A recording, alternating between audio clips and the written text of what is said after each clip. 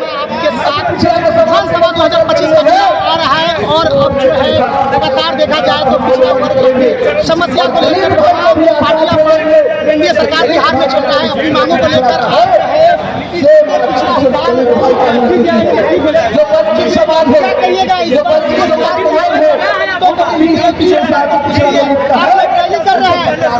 Rally करने के कारण से जाति पिछड़ा अनजान था और हर पार्टी ने जाति पिछड़ा को ठगा है, इसलिए एकत्र होकर के अपना ताकत दिखलाने के काम करेगा। आज इसकी घोषणा होगी कि अगले 3 महीने के बाद गांधी मैदान भागने की तैयारी है। एनडीए सरकार बिहार में चल रही है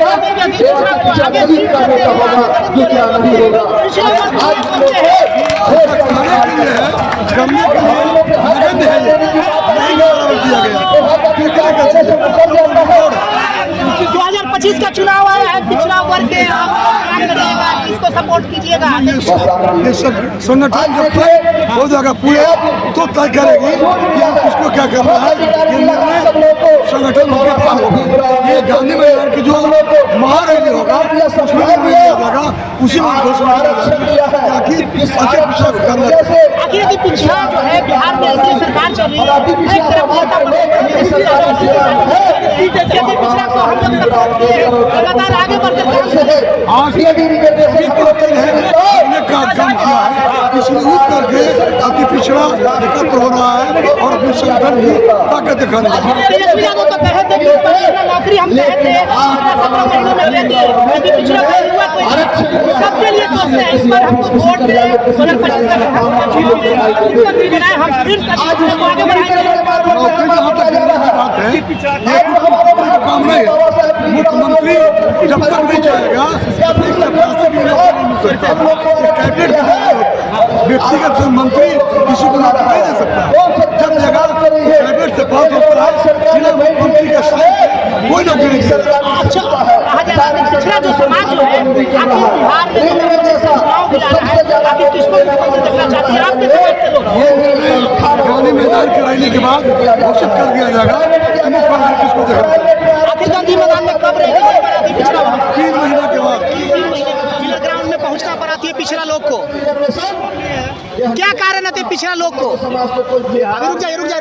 बिहार में अति पिछड़ा लगभग 40% हम लोग हैं।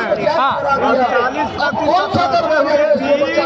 अति पिछड़ा को जो हक होता है उसकी हिस्सेदारी नहीं मिल रही है अभी तक। डॉक्टर भीमराव अम्बेडकर के द्वारा दिया गया संविधान, जननायक कर्पूरी ठाकुर को दिया गया आरक्षण, में भारी कटौती हो रहा है, संविधान से छेड़छाड़ हो रहा है, आरक्षण से छेड़छाड़ हो रहा है।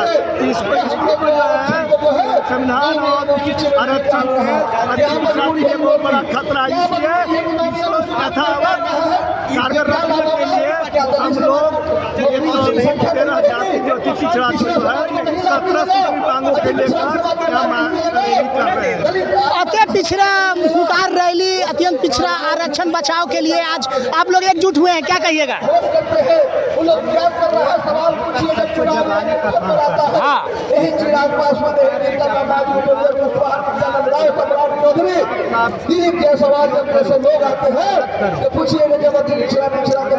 रुक जाइए ना जी। कौमी अनुसूची में डालने की बात आती है आप लोग क्यों नहीं करते हैं? आज कुशवाहा और कहे कि अगर कौमी अनुसूची में इसको डालिए नहीं तो हम सरकार से समर्थन लेते हैं। क्या लग रहा है समाज को इस बार आरक्षण मिलेगा? आप लोग तमाम जितने भी पिछड़े वर्ग के लोग हैं क्या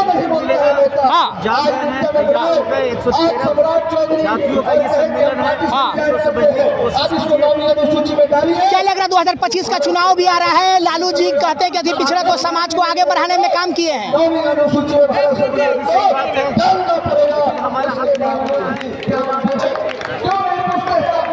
आने वाला जो पीढ़ी है गुलाम हो जाएगा, कमजोर हो जाएगा, लाचार हो जाएगा। 100-200 वर्ष पहले जो हमारे पूर्वजों के साथ जाति होता था, अत्याचार होता था, डबल होता था, वही डबल फिर से होने वाला हमारे। अरे रुक जाइए, इसलिए अरे रुक जाइए, सजग होने के लिए हम हुंकार भरने के लिए बुला है कि आज जो पिछड़ा दलित समाज के लोग हैं आज पाटलिपुत्रा के इस गिरर हाई स्कूल में हम लोग हुंकार भरेंगे और यह जो रथ चल पड़ा है यह रथ रुकने वाला नहीं है। जब तक हम अति पिछड़ा को बर्बाद नहीं करेंगे। 40% हमारी आबादी है, दलित की जो आबादी है जो 20% है और वंचित की जो आबादी है 10% है। ये कुल मिला के हमारी आबादी 70% होता है। हम लोग 70% लेकर जाएंगे जो हक अधिकारी को छीन के समाप्त कर दिया है। हम लोग इस राज्य में सरकार बनाएंगे। सभी पार्टी पर भरोसा हम लोग उठ गया है। कौन पार्टी बिहार में है जिसको वोट बनाकर हम मुख्यमंत्री और प्रधानमंत्री नहीं बनाए? लेकिन जब हम लोग का आरक्षण समाप्त होता है तो यह लोग आवाज नहीं उठाता है। भारतीय जनता पार्टी ओबीसी मोर्चा के प्रदेश के अध्यक्ष थे, 2 टाइम प्रदेश के अध्यक्ष रहे बिहार में। जब हम लोग नगर निकाय के चुनाव में जब हाई कोर्ट ने अति पिछड़ों का रिजर्वेशन समाप्त कर दिया, नवमी के दिन जिस दुर्गा पूजा था, सारे माँ बहन पूजा पाठ में लगी हुई थी और जबरदस्ती कोर्ट कचहरी स्कूल कॉलेज सब बंद था।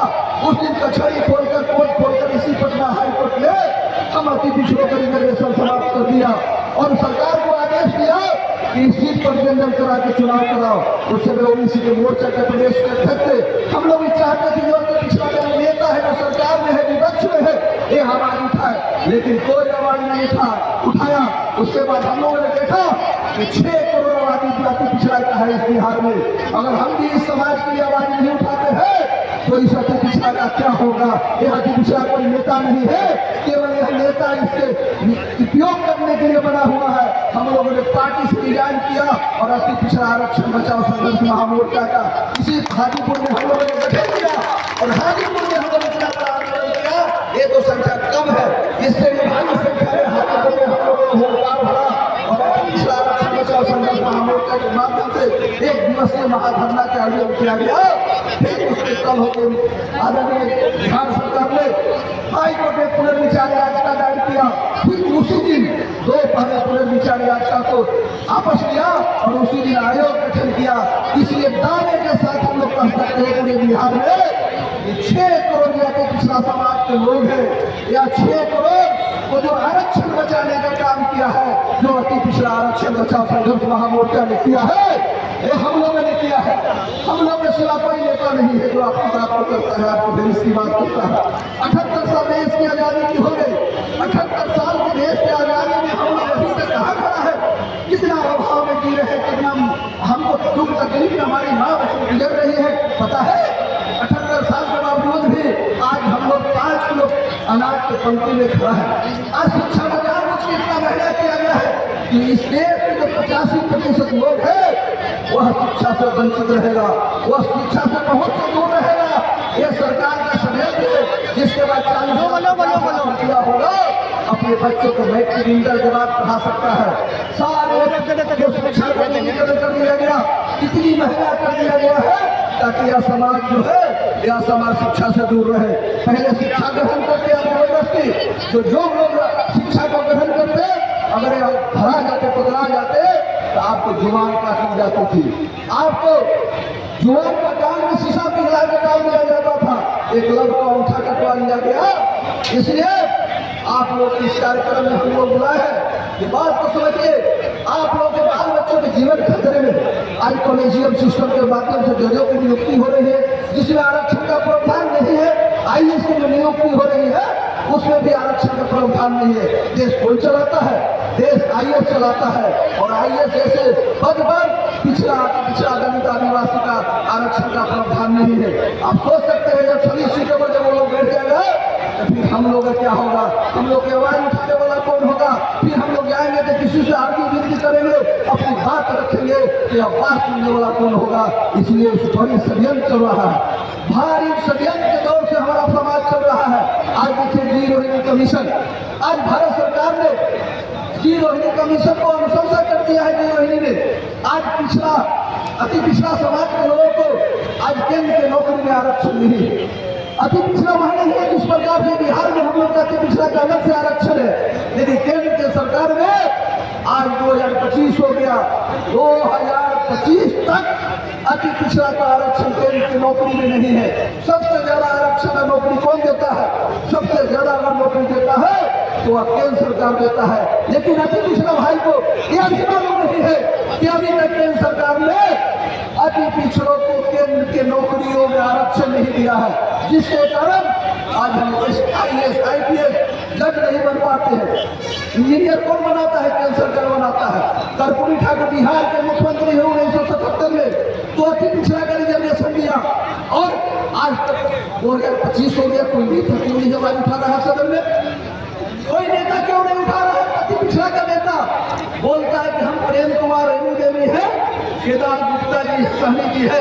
आखिर सब लोग आके कहते हैं कि हम नेता है तो पिछड़ा का, हम जात का नेता है, लेकिन यह जात का जो नेता है उसके आगे पूछिए कि अभी तक अति पिछड़ों का रिजर्वेशन 3 महीने के बाद जो है गांधी मैदान में रैली होगा और निर्णय लिया जाएगा कि आखिर मुख्यमंत्री आखिर कौन होगा। साफ तौर से एनडीए सरकार बिहार में चल रही है, 2025 का विधानसभा चुनाव भी है।